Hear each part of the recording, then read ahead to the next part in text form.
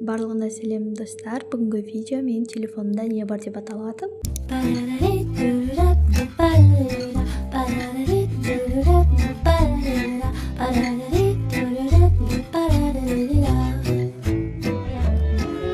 Ең бірінші ол бізде экран блокировки.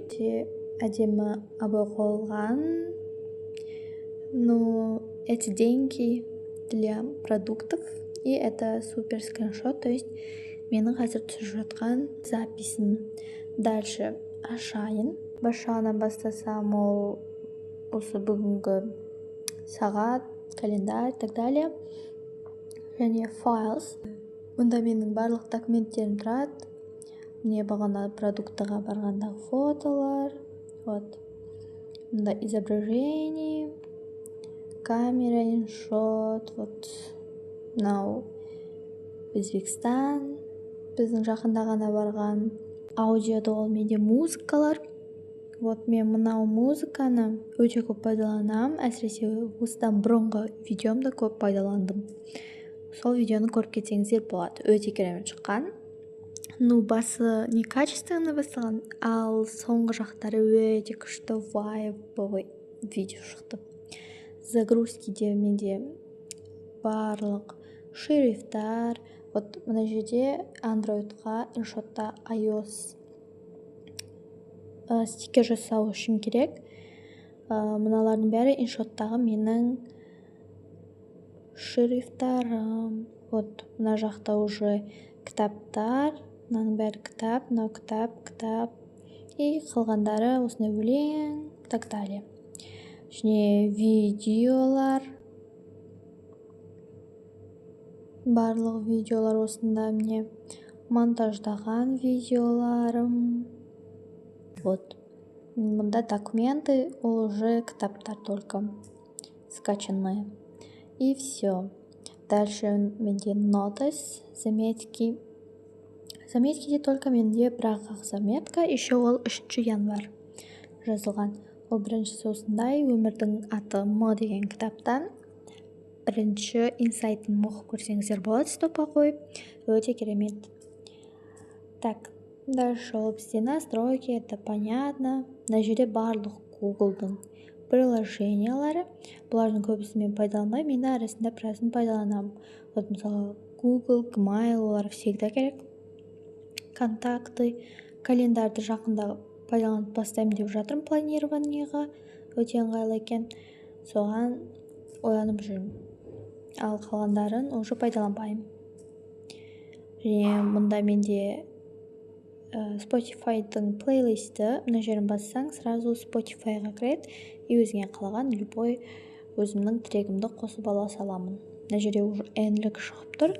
Ал негізі былай астыға бассаң, мына жерде барлық шығады. Мына жерде қазақи, мына жерде Қазбек Құрайыш, топ треки, Леди Джага, и мына жерде Вип Казах, сондай Мувело вроде, но сондай музыкалар шығады. Кальянти екен. Вот. Дальше ол менде мына жерде телефон, ну это понятно. Сообщение, бұларды вообще істетпеймін. Chrome тоже. Вот камера это то самое. Келесі бетте ол бірінші ол old roll. Даскамдағыдай эффекттерді сразу пайдаланғыңыз келсе, андай иншот, капкат дегендерге салмай. Онда осы old roll прям күшті. Бірақ көбісі платный, но арасында біразы бесплатный. Мысалы, так, қазір көрсетем. Вот Classic M деген бұл бесплатный. InsApp, InsApps.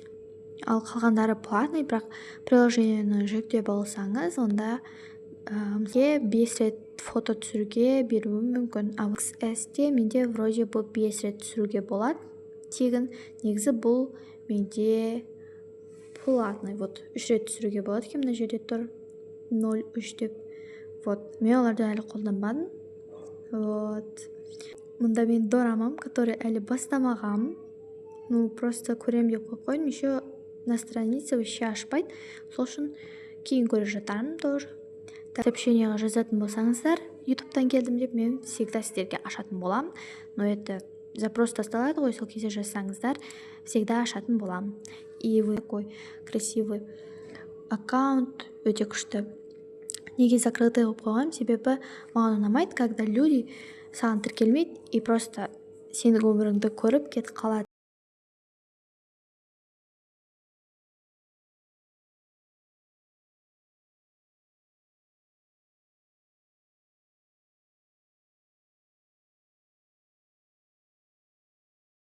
Күшті.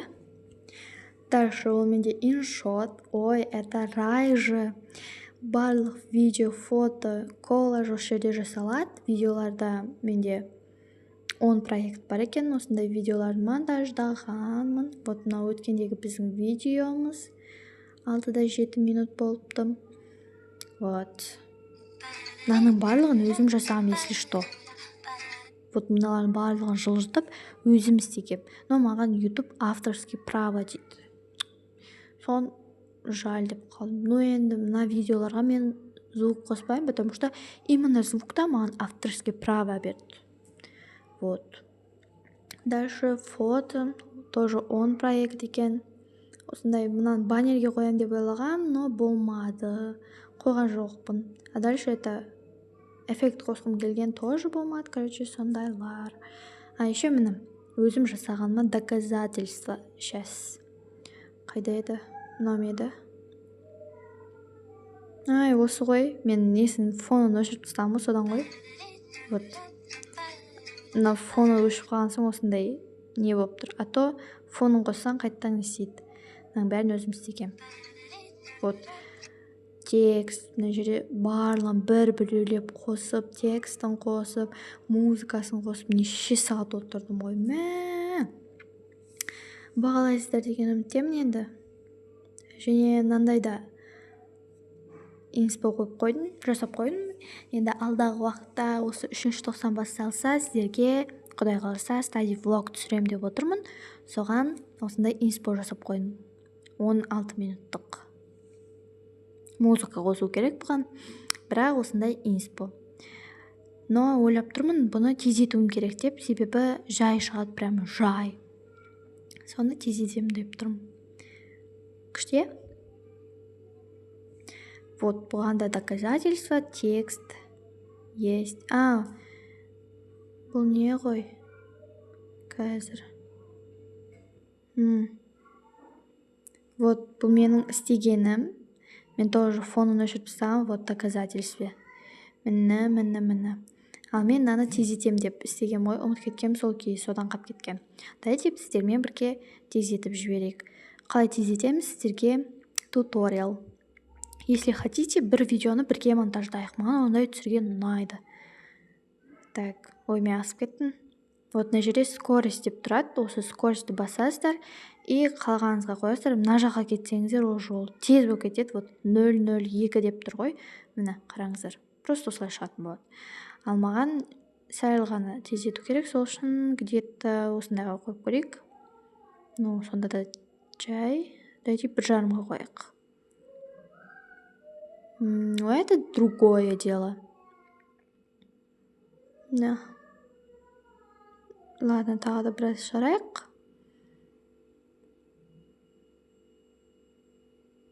Енді болады. Все. Теперь экспорт. Вот, істеп қойдық. Видеоның астына жазып кетіңіздер, егер стади влог көргіңіз келсе. Вот, сол стади влог түсірген кезде осы инспоны қолданатын боламын. Өте керемет приложение, әрі барлығы түсінікті. Неге түсінікті маған? Себебі мен бұны где-то 4-5 жылдан бері қолданып келе жатырмын. И барлық жерін білем уже. Ну, барлығын емес, но көбісін білем. Менде просто books для красоты қойып қойғам. Мына жерге тағы қосса болады. Дальше ол менде автобус. Ну, это понятно. Не, автобусты көріп отыру үшін Spotify көрдік бағана сіздермен бірге. Енді Pinterest. Pinterest это просто барлық видеома, барлық фотома, мотивацияны, прям идеяны барлығын осы жерден аламын, қараңыздар. Қарап отырсаң өте керемет. Вот мен мынау просто осы фотоға қарап маған осы Дженни Колганның кітабын оқығанымда. И мен естен бардым да Дженни Колганның кітабын сатып алдым. Поверьте мне. Сенесіздер ме маған? Просто бардым да сатып алдым. Вот Дженни Колганның шоколадная лавка деп тұр ғой, осы кітабын сатып алдым. Ол қазір менде үйде тұр, жартысын оқыдым, жартысын оқымадым. Но қызық, маған ұнады. Вот, если сіздерге совет айтайын, если армандарыңыздың, мақсаттарыңыз бар болса, олардың орындалғанын қаласаңыздар, осылай Pinterest тартып алып, қараңыздар сол фотоға, күн сайын қараңыздар, мақұл, сағат сайын, мейлі бір апта сайын, бір ай сайын қараңыздар, по-любому сіздерге какой-то бір пайдасын тигізеді. Вот. Кітапқа деген махаббатымды осы Pinterest ашытқан, если что.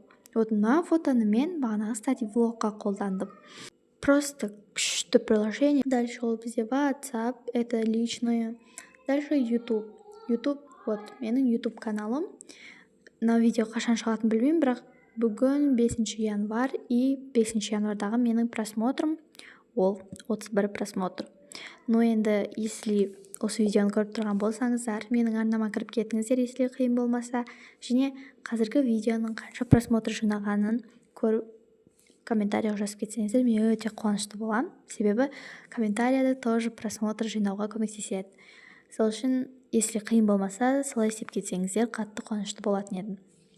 1000 подписчикке қатты жеткім келеді. Сол үшін мені қолдайсыздар деген үміттемін. Тез-тез осы видеоны көріп отырсаңыздар, тіркеліп кетіңіздер. Тез-тез мақұл, 1 ай болмасын, 2 ай болмасын, 1 жылда 1000 подписчикке жетеміз деген үміттемін. Келесі ол менде альбомы, но это личное, барлығы бар ішінде. Каспи тоже личный, это Тугис тоже личный. Класс. Adventure Master. Менде қазір сіздерге көрсеткім келіп тұрған ол менің рекордым.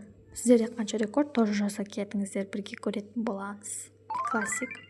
Менде ол 48315. Ал сіздерде қанша екен? Комментарийда көреміз. Дальше судоку. Судоку қалай оқылатынын білмеймін, бірақ бұл сундук. Для меня сундук.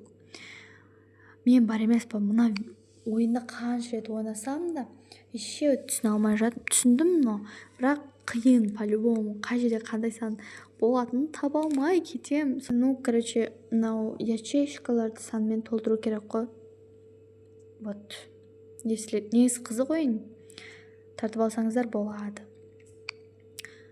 Вроде осымен приложениялар бітті. Так, мыналарды көрсетіп қойдым. Gemini, Google дегендерді вообще істетпейді екен. Vivo деген бұлар өшпейді, содан тұрады бұлар. И все, мен телефонымда осындай заттар бар. Если бүгінгі видео ұнаса, лайктарыңызды басып, мені қолдап, арнама жазылуды ұмытпаңыздар. Бүгінгі видеоны соңына дейін қарағандарыңызға рахмет. Всем пока!